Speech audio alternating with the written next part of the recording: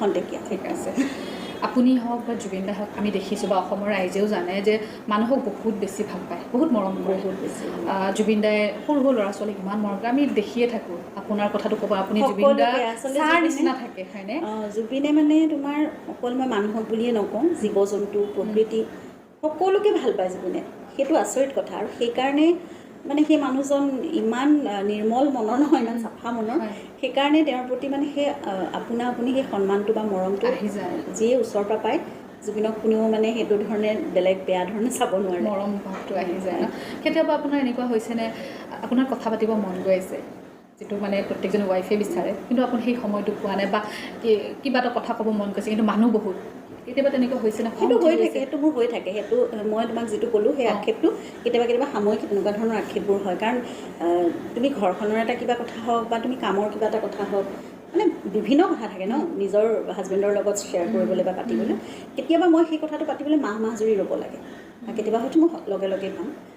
এনেকুৱা নহয় যে তেওঁ মই বিচাৰিলে সময় দিওঁ, কিন্তু মই এইটো সময়লৈ চাই থাকোঁ, এতিয়া তেওঁ এনেকুৱা ধৰণৰ এটা টেনশ্যনত আছে বা এনেকুৱা ধৰণৰ নিজৰ কামটোত সোমাই আছে, এনেকুৱা এটা মুডত আছে, এইখিনি সময়ত মই এনেকুৱা কথা এটা কোৱাটো উচিত হ'ব জানো? মই সেইবোৰ চালি জাৰি চাওঁতে কেতিয়াবা বহুত সময় পাৰ হৈ যায়, বহুত দিন পাৰ হৈ যায়। গতিকে তেতিয়া কিছুমান সময়ত অসুবিধা হয়, কামবোৰ দিলেই হৈ যায়, কেতিয়াবা তেনেকুৱা হয়, ইম্পৰ্টেণ্ট কথা থাকি যায়।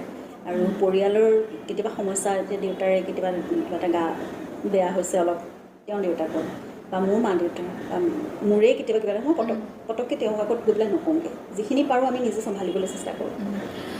আৰু এটা প্ৰশ্ন, হয়তো সেই প্ৰশ্নটো সুধিব লাগেনে নে নাজানো, কিন্তু মই আপোনাৰ কেইটামান ইণ্টাৰভিউ কমেণ্টত মই দেখিছোঁ দেই, যিহেতু মই অকণমান আগত ল'ৰা ছোৱালীৰ কথা উলিয়ালোঁ ন, যিহেতু আপোনালোকে খুব বেছিয়ে মানুহক ভাল পায়, কেতিয়াবা আপোনালোকে ভাবিছেনে আমাৰ নিজৰ ল'ৰা ছোৱালীৰ বা কেতিয়াবা এডপ্ট কৰোঁ, তেনেকুৱা কেতিয়াবা আহিছেনে?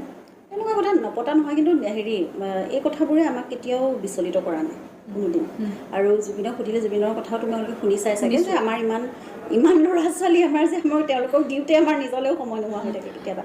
গতিকে সেই অভাৱটো আমাৰ মানুহ এটা থাকে ন, যে ভৱিষ্যতে নিজৰ যদি থাকি আমাৰ সেইটো একেবাৰে নাই। তুমি কোনে কাক ধৰি ৰাখিব? আমি আমাৰ মা দেউতাক কিমান ধৰি ৰাখিব পাৰিছোঁ?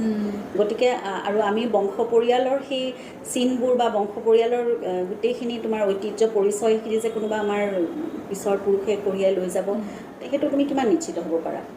আৰু আজিকালি ল'ৰা ছোৱালী আমি যেতিয়া নিজৰ ল'ৰা ছোৱালী ডাঙৰ কৰিম বা তেওঁলোক সদায় ভাল হোৱাটো, সফল হোৱাটো বিচাৰিম, আৰু সফল হোৱাৰ পিছত তেওঁলোকক হয়তো আমাৰ দেশতেই নাথাকিব, তেতিয়া আমি ল'ৰা ছোৱালীৰ পৰা কি আশা কৰিম? তেতিয়াতো আমাৰ কাষত থকা এই যিসকলক আমি আপোন কৰি ৰাখিম, তেওঁলোকেতো আমাৰ কাষত থাকিব। গতিকে আমি যদি আপোন কৰি ৰাখিব পাৰোঁ, তেতিয়াহ'লে আমাৰ ল'ৰা ছোৱালী আমাৰ কাষত এনেও বহুত থাকিব।